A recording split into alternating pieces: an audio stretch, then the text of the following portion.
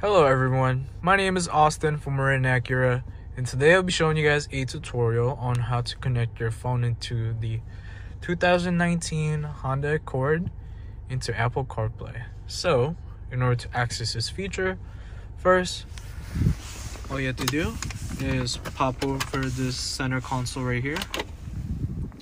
And once you do that, you're gonna have access to the power outlet and the USB cord.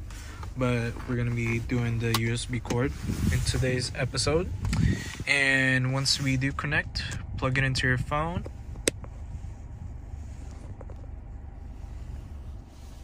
Give it a second, and Apple CarPlay should pop into the infotainment system. And all you have to do is click on Apple CarPlay, just like that, and you'll be connected to the Apple CarPlay infotainment system. And if you want to go back to the Honda infotainment, just click on the Honda app and it will lead you back to the main menu. If you want to go back to Apple CarPlay, you could either press on this or the phone. Either way, it doesn't matter. It will take you back, just like that.